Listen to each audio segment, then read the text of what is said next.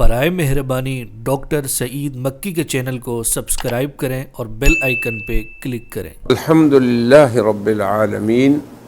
والصلاة والسلام علی اشرف المرسلین وعلی آلہ وصحبہ اجمعین وبعد۔ اعوذ باللہ من الشیطان الرجیم، بسم اللہ الرحمن الرحیم، وما ارسلناک الا رحمتا للعالمین، صدق اللہ العظیم۔ سامعین و ناظرین، ہمارا ایک طویل سلسلہ ہے دین بھلائی ہے۔ اب اس کا ایک شعبہ ہے حضرت رحمت للعالمین صلی اللہ علیہ وسلم کی رحمت کی وسعتیں۔ تو تقریباً یہ ہمارا چوتھا حلقہ ہے جس کو ہم آج شروع کر رہے ہیں۔ حضرت خاتم النبیین جناب محمد الرسول اللہ صلی اللہ علیہ وسلم کی عظیم ہستی، جنہیں اللہ رب العالمین نے رحمت للعالمین قرار دیا ہے۔ اللہ جل جلالہ ہمارے معبود برحق ہیں اور محبوب اعظم ہیں، جبکہ اللہ کی مخلوقات میں ہمارے وہ محبوب جن کی سچی محبت اور محبوبیت کے بغیر کوئی شخص صاحب ایمان نہیں ہو سکتا، وہ حضرت رحمت عالمین صلی اللہ علیہ وسلم ہی کی ذات گرامی ہے۔ آپ کا ارشاد مبارکہ ہے، تم میں سے کوئی شخص اس وقت تک مومن نہیں ہو سکتا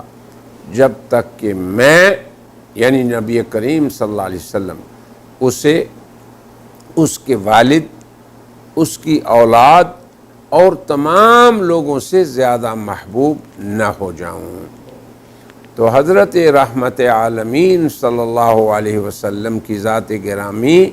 تمام مخلوقات میں ہمارے محبوب اولین قرار پائے۔ یہ رحمان الرحیم اور کائنات ہستی کے خالق کی حکمت جلیلہ ہے کہ اس نے اپنے فضل و کرم سے حضرت رحمت عالمین صلی اللہ علیہ وسلم کو خلق اور خلق یعنی ظاہری شکل و صورت، اس میں حسن و جمال عطا فرمایا اور اس میں کمال، اور ایسے ہی خلق یعنی اخلاق باطنہ میں اخلاق و فضائل اور باطنی فواضل میں اللہ تعالیٰ نے بھی انہیں کمال عطا فرمایا۔ تو ہر دو کمال، چاہے وہ خلق میں کمال ہو یا خلق میں، ظاہری حسن و جمال ہو یا اخلاق کا حسن و جمال، تو یہ دونوں اللہ تعالیٰ ان دونوں موضوعات میں آپ صلی اللہ علیہ وسلم کی ذات کو اللہ تعالیٰ نے مخلوقات میں کمال عطا فرمایا۔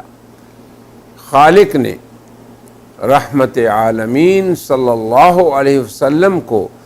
اپنا حبیب اور اپنے بندوں کا محبوب قرار دینے کے ساتھ ساتھ آپ کو خلقت میں احسن تقویم کا مظہر اتم بنایا، پھر خلق کے اندر یعنی اخلاق میں فرمایا انک لعلی خلق عظیم، یقیناً آپ اخلاق عظیم کے عظیم مقام پر ہیں، اور اس کی بھی عملی تفسیر اور سچی تصویر بنا کر اس دنیا میں مبعوث فرمایا۔ خالق نے اپنے فضل و کرم سے حضرت رحمت عالمین کو ظاہری خلقت میں اجمل اور احسن اور باطنی خلق میں اخلاق فاضلہ اور اقدار جمیلہ میں اکمل و اعظم بنایا، اور پھر اپنی خصوصی حفاظت اور عصمت سے آپ کی حفاظت فرمائی اور حسین تربیت فرمائی۔ خود نبی کریم صلی اللہ علیہ وسلم کا ارشاد گرامی ہے میرے رب نے میری تادیب فرمائی، یعنی مجھے ادب میرے اللہ نے سکھایا اور پھر میری بہترین تربیت کی، کیونکہ خالق نے اپنے حبیب کی عظیم ہستی کو پوری انسانیت کے لیے اسوہ حسنہ قرار دینا تھا اور پھر آپ کی محبت کو ان پہ واجب کر دینا تھا۔ شارع الحکیم کی حکمت کہ اس نے آپ کو حلیہ یعنی ظاہری شکل و صورت اور حلیہ یعنی باطنی اخلاق ہر دو کو پھر اللہ تبارک و تعالی نے امت کے سرخیل اور آپ کی اطاعت میں جو شخصیات نمونہ تھیں بلکہ امت کے لیے ایمان میں وہ لوگ معیار تھے، یعنی حضرات صحابہ کرام، ان کو مامور فرما دیا کہ وہ آپ کے خلق اور خلق دونوں چیزوں کو کمال عدالت اور مکمل ثقافت کے ساتھ بیان فرمائیں، اسے مرتب فرمائیں، اور پھر وہ ساری کی ساری چیزیں سلسلہ روایات سے مسلسل طور پر پوری انسانیت کے سامنے محفوظ طور پر منقول ہوتی رہیں، اور یہ سلسلہ اللہ نے جاری و ساری فرما دیا۔ قرآن کریم ہو یا احادیث نبویہ، حضرت رحمت عالمین اور سیرت سید المرسلین کے ناقلین حضرات اللہ تبارک و تعالیٰ کے فضل و کرم سے اس بات پہ مامور ہیں کہ وہ آپ کی ذات مقدسہ کے دونوں پہلو یعنی آپ کے خلق کو اور آپ کے خلق کو تواتر سے اور متصل سند سے ہر دور میں انسانیت کے سامنے پیش کرتے رہیں۔ رحمت عالمین صلی اللہ علیہ وسلم کے جمال خلقت کے بیان کو موضوع سخن بنانا بھی اسی طرح اجر و ثواب کا باعث ہے